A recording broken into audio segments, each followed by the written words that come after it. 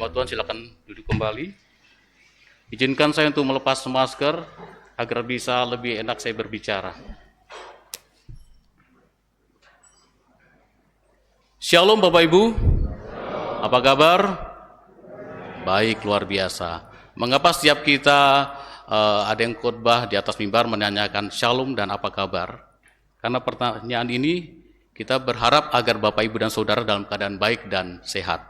Kalaupun dalam keadaan sakit ataupun dalam keadaan kesusahan, biarlah kita hanya berpengharapan kepada Tuhan saja. Baik Bapak Ibu dan Saudara dikasihi oleh Tuhan Yesus Kristus, bacaan kita dari 1 Korintus 3 ayat 10 sampai dengan 23 diberi tema membangun tubuh Kristus. Membangun tubuh Kristus. Nah, pada pasal 3 ini memuat penjelasan Paulus tentang peran dan tugas penginjilan yang ia lakukan. Allah di dalam Yesus Kristus telah memilih dirinya menjadi rasul untuk menanamkan benih-benih Injil di tengah masyarakat agar banyak yang menjadi orang percaya pada jalan keselamatan. Dan Paulus tidak mengenyampingkan peran dan juga kiprah para pegabar Injil yang lainnya. Di atas semua jeripaya para pekabar Injil itu ada Roh Kudus yang jauh lebih berkuasa yang telah menggerakkan orang untuk mengaku bahwa Yesus Kristus adalah anak Allah dan juru selamat dunia. Tanpa peran dan kuasa Roh Kudus, seseorang yang tidak dapat mengaku Yesus Kristus sebagai Tuhan dan juru selamat. Nah, Bapak Ibu dan Saudara yang dikasihi oleh Tuhan Yesus Kristus, apa yang dilakukan oleh Paulus ini sangat berisiko tinggi. Tidak mudah yang dilakukan oleh Paulus. Mengapa demikian? Karena banyak tantangan yang dihadapinya. Banyak penolakan yang dihadapinya. Karena di Korintus sudah ada penginjil-penginjil sebelum Paulus datang. Dan juga di Korintus sudah banyak orang-orang Kristen. Penolakan yang terjadi yaitu di penginjil yang lama merasa ada saingan, ada tantangan, ada orang baru yang datang. Kemudian untuk jemaat-jemaat yang ada di sana pun juga merasa bahwa, wah ini nanti penginjil kesayangan saya, pelayan kesayangan saya akan digeser oleh Paulus. Ini yang terjadi Bapak, Ibu, dan Saudara. Paulus memberikan pengertian kepada para pengikutnya dan juga mereka yang menolak kehadirannya bahwa ia datang oleh karena pengutusan dari Yesus Kristus. Tidak sedikit pun ia bermaksud untuk mengacaukan persekutuan karena rasa persaingan di antara pekabar Injil atau karena kesukaan jemaat pada salah seorang dari pekabar Injil itu.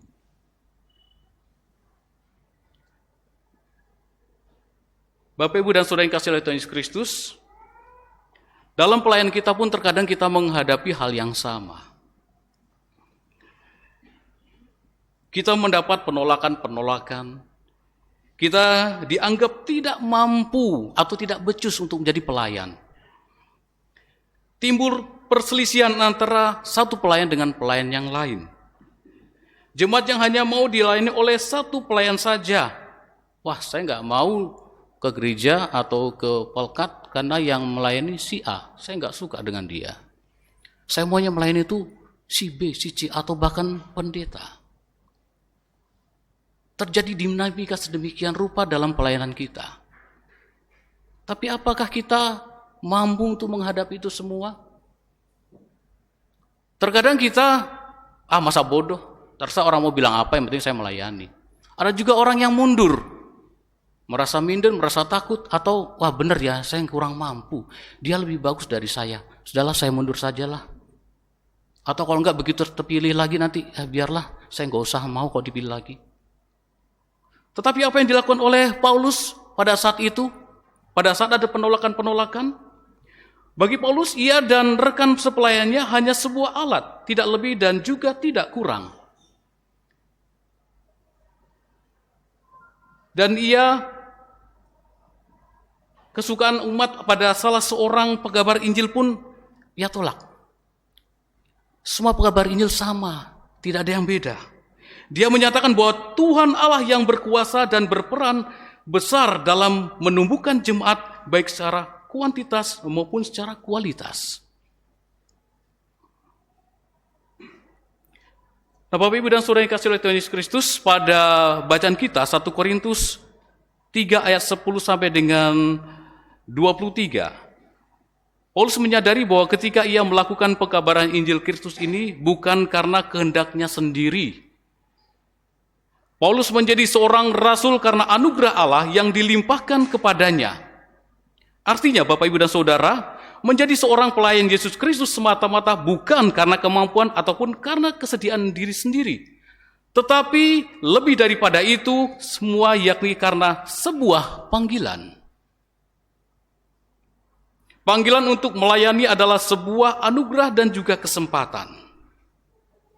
Sama seperti Bapak, Ibu, dan Saudara.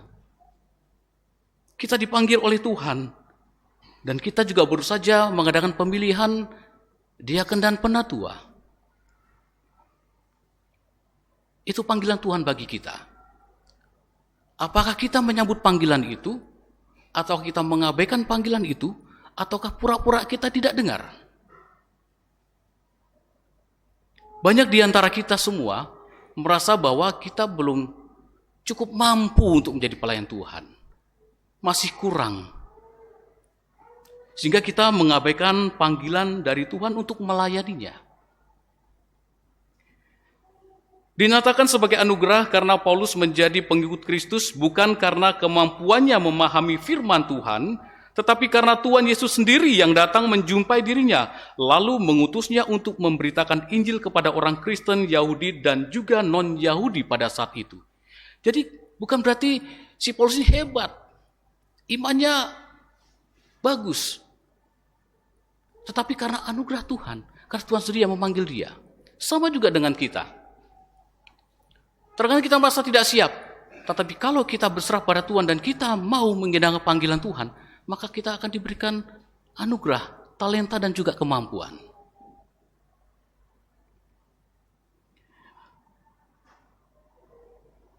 Bapak, Ibu, dan Saudara dikasihi oleh Tuhan Yesus Kristus, Paulus meyakini bahwa ia diutus untuk meletakkan bangunan persekutuan umat Allah di kota Korintus. Ia tidak memungkiri bahwa sebelum kedatangan dirinya di kota itu sudah ada juga orang yang menjadi Kristen. Namun ia ingin agar orang-orang Kristen itu berada dalam sebuah persekutuan jemaat yang Yesus Kristus kehendaki. Dan oleh karena itu ia menginisiasi untuk pembentukan jemaat Kristen di Korintus dengan sebuah dasar yang kokoh, yakni Yesus Kristus adalah dasar atau landasan gereja. Sama seperti kita semua yang ada di sini. Sejak lahir kita sudah menjadi Kristen karena kita dilahirkan di keluarga Kristen. Walaupun juga ada di antara kita, sebagian di antara kita yang memang begitu mengenal Yesus Kristus setelah dewasa. Tapi sebagian besar saya yakin kita dari lahir sudah Kristen. Tetapi apakah kita sudah benar-benar di hadapan Tuhan sebagai orang Kristen? Apakah kita benar-benar sudah mampu dan mau melakukan apa yang menjadi kehendak Tuhan? Terkadang kita masih saja mengikuti ego kita. Dan kita jauh dari kehendak Tuhan. Demikian juga jemaat di Korintus pada saat itu. Itulah tujuan dari Paulus datang ke Korintus. Walaupun di sana sudah ada orang Kristen. Namun ia ingin agar orang Kristen itu berada dalam sebuah persekutuan jemaat yang Yesus Kristus kehendaki. Demikian juga dengan kita. Tiap pelayan Tuhan yang mengaku membangun sebuah persekutuan jemaat sewaktu-waktu akan diuji. Ya, sewaktu-waktu kita akan diuji. Entah mereka membangun di atas dasar emas, perak, batu permata, kayu, rumput kering, jerami, dan lain sebagainya, akan diuji oleh Dia sang empunya pekerjaan dan juga persekutuan.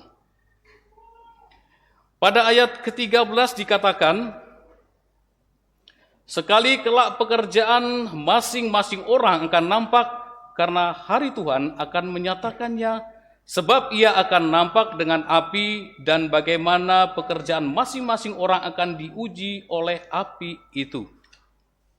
Maksudnya adalah ada waktunya Allah memeriksa sebagaimana manusia telah hidup di hadapannya dan apakah mereka berlaku setia padanya.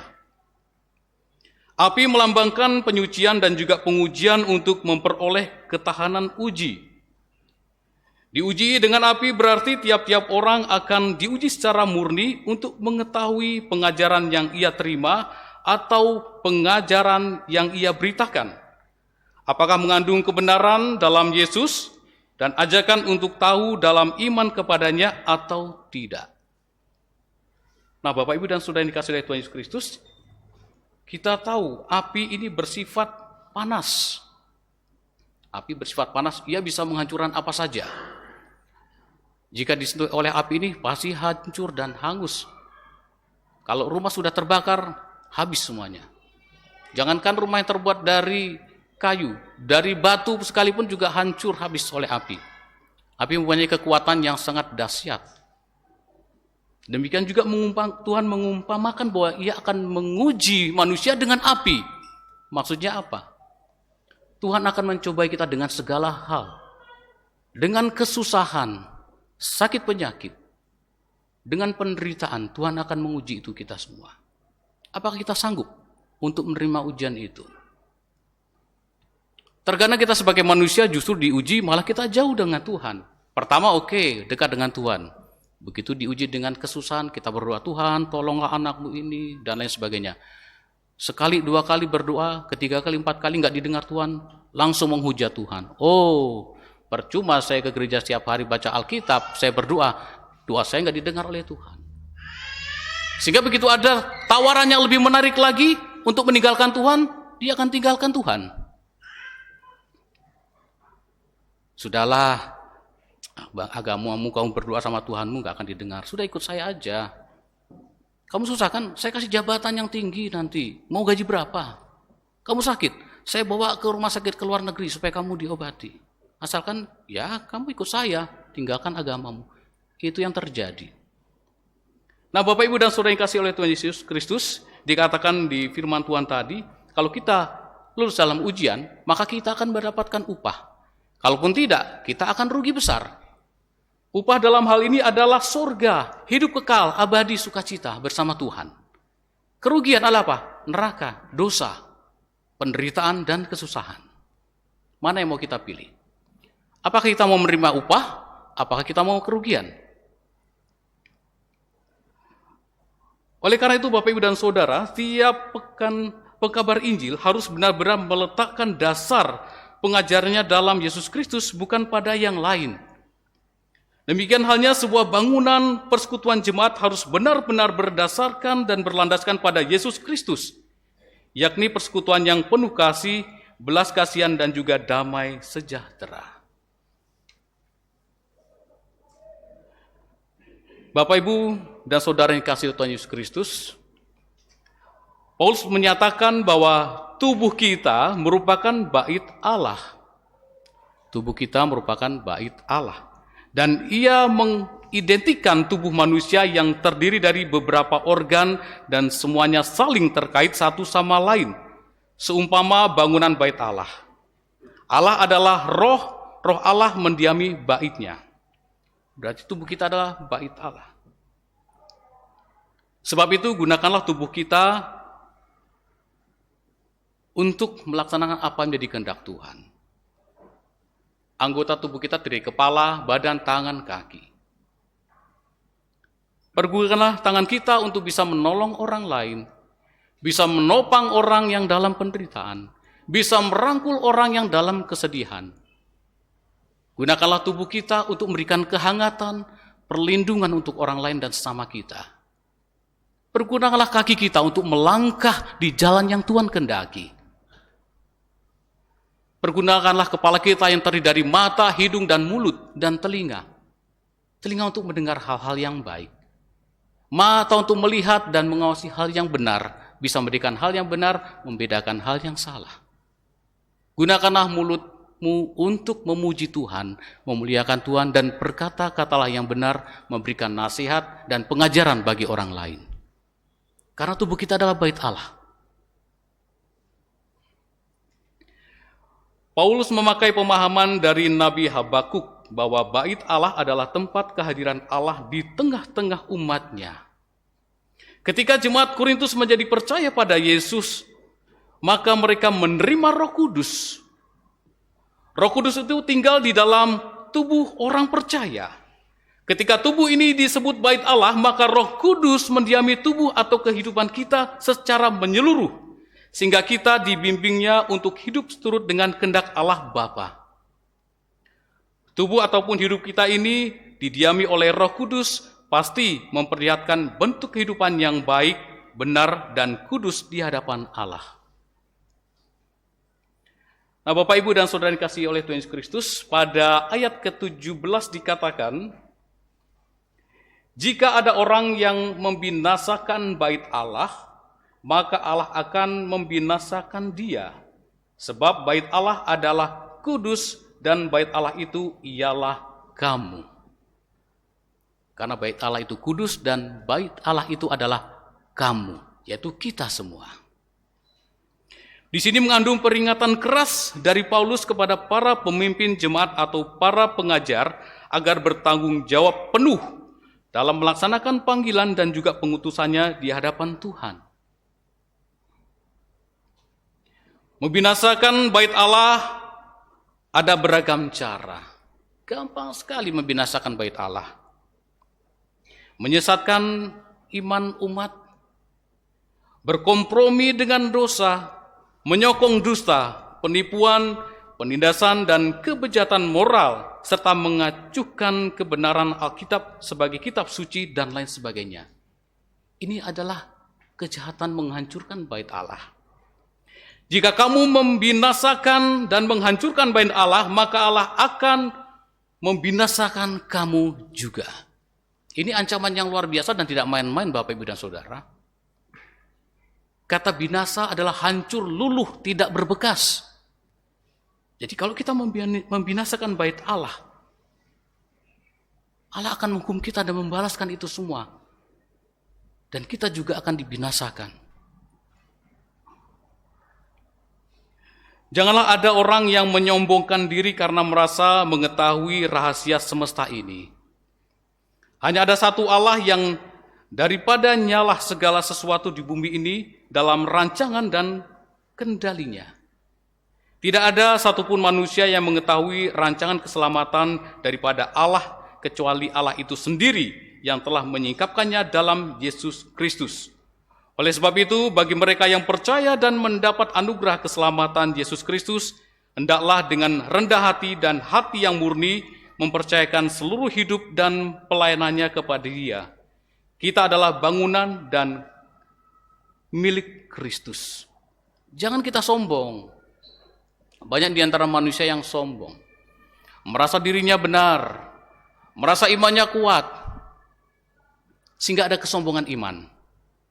Jangan ada kesombongan iman di antara kita.